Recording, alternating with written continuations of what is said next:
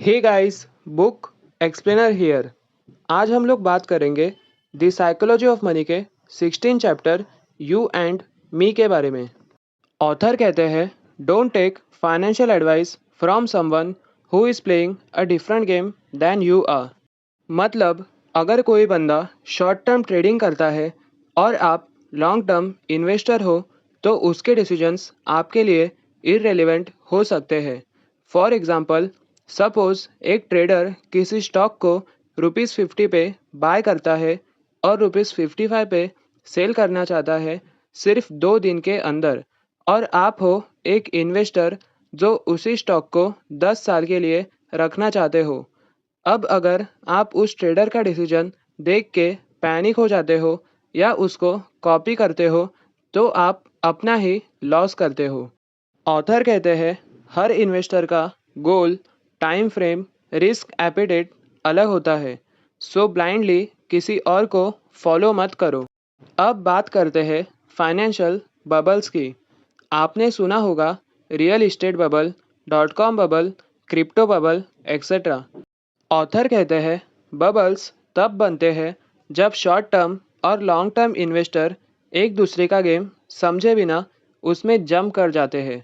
यानी जब short term traders hype create करते हैं और लॉन्ग टर्म इन्वेस्टर भी उस हाइप में इन्वेस्ट कर देते हैं बिना सोचे समझे, तब बबल बनता है। फॉर एग्जांपल, 2008 का रियल इस्टेट बबल। लोग सिर्फ इसीलिए घर खरीद रहे थे क्योंकि प्राइसेस बढ़ रहे थे। कोई सोच नहीं रहा था कि उनकी असली वैल्यू क्या है।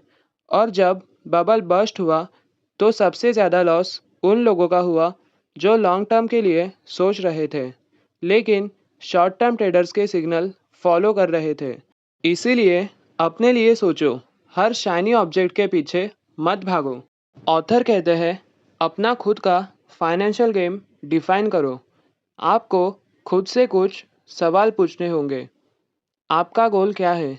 रिटायरमेंट, फाइनेंशियल फ्रीडम, घर खरीदना, बिजनेस शुरू करना? आपका टाइम होराइजन क्या है और आप कितना रिस्क ले सकते हो? जब आप इन क्वेश्चन का ऑनेस्ट आंसर देते हो तभी आपको क्लैरिटी मिलती है कि आपका गेम क्या है। ऑथर कहते हैं, कॉपिंग someone else financial moves without understanding their game is dangerous. Social media पे देखा, कोई 2 करोड़ का फ्लैट खरीद रहा है, कोई क्रिप्टो से लैम्बो ले रहा है, कोई फायर मूवमेंट ज्वाइन कर रहा है, और हम सोचते हैं मैं क्या कर रहा हूँ लाइफ में। Comparison kills clarity. ऑथर कहते हैं, beware taking financial cues from people playing a different game than you are. आप क्रिकेट खेल रहे हो, सामने वाला फुटबॉल, और आप उसके ग्लोव्स देख के सोच रहे हो मुझे भी चाहिए। मत करो। फाइनेंशियल सक्सेस का फॉर्मूला सिंपल है। अपना गेम समझो, अपना प्लान बनाओ, डिसिप्लिन के साथ स्टिक रहो, सोशल मीडिया पे कंपैरिजन बंद करो। तो इस चैप्टर के टेक अवेज क्या है? फर्स्ट, हर इंसान का फाइनेंशियल बैकग्राउंड, अपब्रिंगिंग और गोल अलग होता है। सेकंड, एक ही डिसीजन किसी के लिए स्मार्ट, किसी के लिए स्टूपिड हो सकता है। थर्ड, लॉन्ग टर्म इन्वेस्टर और शॉर्ट टर्म ट्रेडर्स का माइंडसेट सेम नहीं हो सकता, दोनों का माइंडसेट अलग होता है। फोर्थ, एडवाइस लेने से पहले कॉन्टेक्स्ट समझना ज़रूरी है। और लास्ट, बेस्ट फाइनेंशियल डिसीजन वही होते हैं जो आपके लिए सही हो।